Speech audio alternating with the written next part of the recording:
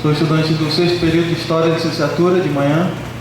E o tema da minha obra é o trabalho da Igreja Católica e a influência alemã em Cruzeiro do Sul, 1930 a 2013. É um tema muito difícil de pesquisa, porque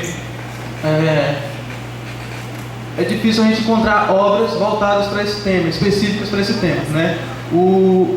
Já adiantando um pouco sobre a minha metodologia, alguns livros que eu estou trabalhando, em especial do professor Enoch, que estão servindo de referências, que falam um pouco sobre os trabalhadores lá da floresta do Giruá, citam um pouco sobre os alemães, né? E eu escolhi esse tema para o meu trabalho de conclusão de curso, mais conhecido como TCC, né? Porque eu sou descendente de alemão, por incrível que pareça. O meu pai é alemão, a minha mãe é carioca, e ele veio para cá, para o Brasil, no final dos anos 80, né? O professor Gerson teve o prazer, ou não, de conhecer minha irmã, né? Ele sabe do que eu estou falando, e é por isso que eu escolhi esse tema, né? Voltado mais para essa área da religiosidade.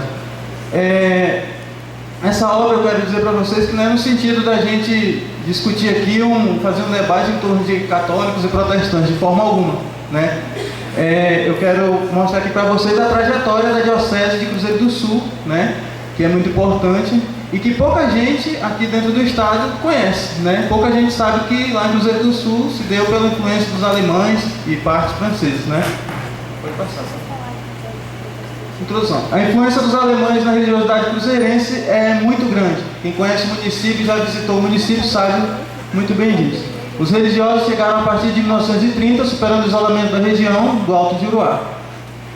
Essa religiosidade se expressa através da devoção aos santos católicos e da reunião de diferentes comunidades em momentos específicos para celebrarem seus padroeiros, no caso a festa do novenário, que é muito comum lá na cidade, mas que também serve de momentos de confraternização coletiva entre as várias famílias e comunidades. Quem assumiu a prelazia do Giruá foi a Congregação do Espírito Santo, com religiosos alemães e franceses. A Congregação do Espírito Santo foi fundada por Cláudio Pollard de Places em 1703, na Alemanha e na França, e depois de ter trabalhado em Belém do Pará, eles avançaram até Tefé, no Alto Giruá. O primeiro padre, embora eu trate desse assunto de 1930 para cá, mas já há registros de que existiam, já andaram nessa região padres muito antes dessa data, né? Então, o padre Donadieu foi o primeiro vigário espiritano que em 1917 se estabeleceu em Cruzeiro do Sul, na cidade de Cruzeiro do Sul. A minha problematização, ela gira em torno de alguns temas centrais, não estão todos aqui, né? Mas aqui, como a gente tem que fazer um resumo do resumo, eu diria, porque quanto mais eu trabalho essa obra, mais assunto aparece, eu vejo que mais tempo também eu vou precisar para trabalhar ela, mas eu separei alguns tópicos aqui importantes que eu vou expor aqui para vocês e a gente pode debater um pouco depois. Quando e quais desafios eles encontraram quando chegaram aqui na região, lá na região do Giruá, as ocupações, né, o que eles fazem, aí entra também as profissões, a influência na arquitetura, culinária e na educação, que é muito forte lá no Cruzeiro do Sul. O cartão postal da cidade, todo mundo conhece a catedral, né? É uma obra de arquitetura alemã, a gente vai ver um pouquinho mais na frente. Os poderes e as dificuldades enfrentadas atualmente pela diocese, né? A igreja ela chega se estabelecendo, né? E quando ela se estabelece, ela encontra resistência, ela encontra poderes já estabelecidos na cidade, né? E é disso que eu pretendo tratar. Pode passar, por favor. A prelazia do Giruá foi criada em 22 de maio de 1931 pela Bula Mundus Regente do Papa Pio XI, desmembrada da então Prefeitura Apostólica de Tefé. Foi elevada à diocese pelo Papa João Paulo II em 25 de junho de 1987, passando a denominar-se Diocese de Cruzeiro do Sul. Os bispos que trabalharam nessa diocese foi o Dom Henrique Ritter, o primeiro, né? o Dom José Rocha, Dom Henrique Ruth e o Dom Luiz Herbert. Esse ainda é vivo, né? O Dom Henrique Ruth já faleceu, inclusive tem uma escola lá em homenagem a ele, a escola Dom Henrique Ruth, a maior escola de ensino médio de Cruzeiro do Sul, em homenagem a ele. E atualmente o bispo lá é o Dom Mosé. Objetivos: construir para o conhecimento uma historiografia mais aprofundada acerca do trabalho religioso no Acre e em particular no município de Cruzeiro do Sul. Identificar o grau de influência que a Igreja Católica de Cruzeiro do Sul tem na educação local, que é muito grande, e incentivar os estudantes de Cruzeiro do Sul a valorizar a formação social do município. Eu coloquei esse último tema assim porque é muito difícil a gente encontrar, tanto nos municípios vizinhos, que eu falo de Cruzeiro do Sul, mas quando a gente fala desse assunto de religiosidade, a diocese lá, ela abrange outros municípios também, né? Ali Porto Walter, Rodrigues Alves, Manso Lima, que é onde meus pais moram até hoje. Então é muito grande a influência desses padres que vieram lá nessa região. Então a gente não vê nas escolas, né, de ensino médio, o debate acerca da formação da sociedade do município, do próprio município que a gente vive, né? Às vezes a gente vai para a escola e não sabe nem o porquê que tem a pessoa estrangeira lá, ou, né, que relação essa pessoa tem com o município, o porquê dela vir para lá, tudo tem um motivo, né? Pode passar, por favor. Então eu separei esses dois tópicos, vamos falar um pouco sobre educação e arquitetura. Falando um pouco de educação, assim, para ser bem breve, em 1928 é criada a Escola de Solon Moreira, que está em plena atividade até hoje. Em 1938 chega a Cruzeiro do Sul as 3 freiras dominicanas fundadoras do Instituto Santa Terezinha, escola particular para as meninas que queriam ser freiras, né, e que funcionava também em regime de internato, sendo um marco na educação do município de Cruzeiro do Sul. Em 1950 o Instituto Santa Terezinha forma a primeira turma de normalistas de Cruzeiro do Sul, as primeiras professoras formadas no município até então. As escolas mais antigas de Cruzeiro do Sul que ainda hoje estão em plena atividade são a Solon Moreira, fundada em 1928, que hoje atende ao ensino fundamental e segundo grau, telecurso. O Instituto Santa Terezinha, fundado em 1938, que hoje funciona como ensino fundamental e médio. As religiosas dominicanas atuaram predominantemente na educação feminina, criando e dirigindo o Instituto Orfanológico Santa Terezinha.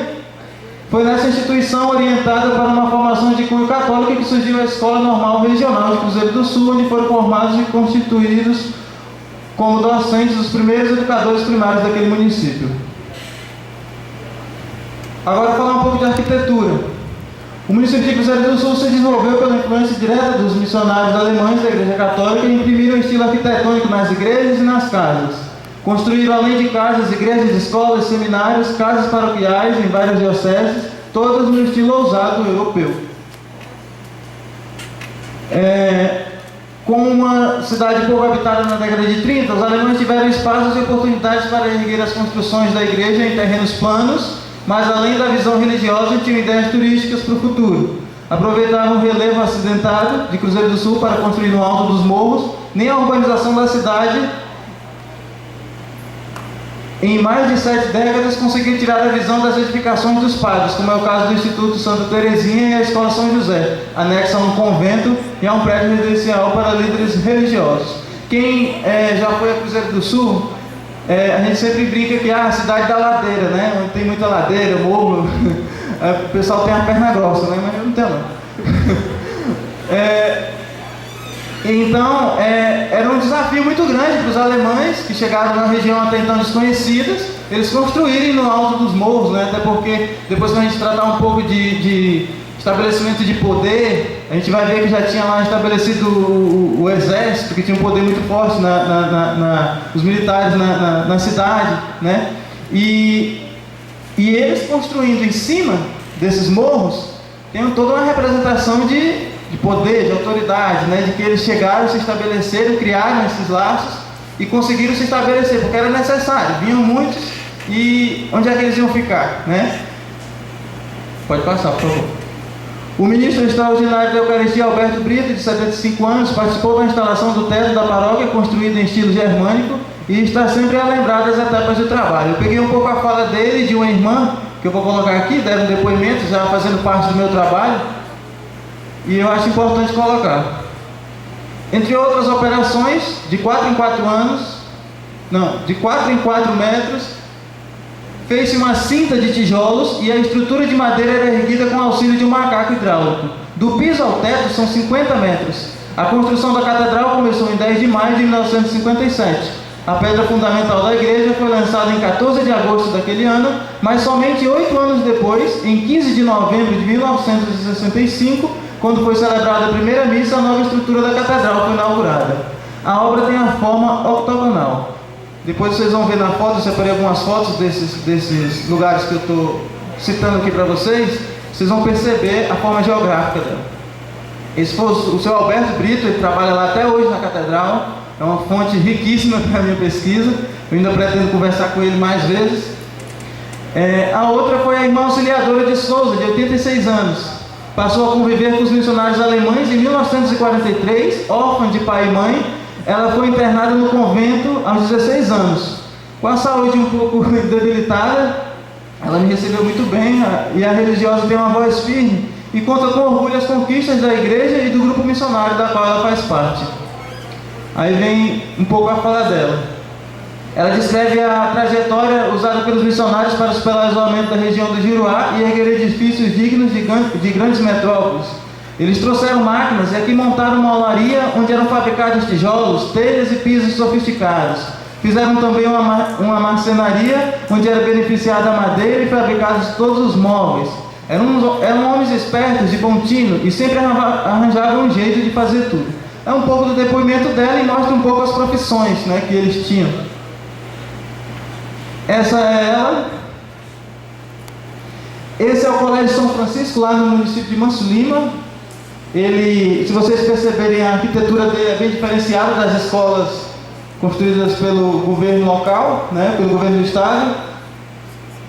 Esse aí é o Instituto Santa Terezinha, o anexo em volta dele. Isso é uma imagem aérea, essa é a imagem de dentro do pátio. E essa aí é a catedral, que eu falei para vocês, é um estilo germânico, estilo europeu, e o formato dela é octogonal, né? As partes vocês percebem pelo telhado. Ali do lado tem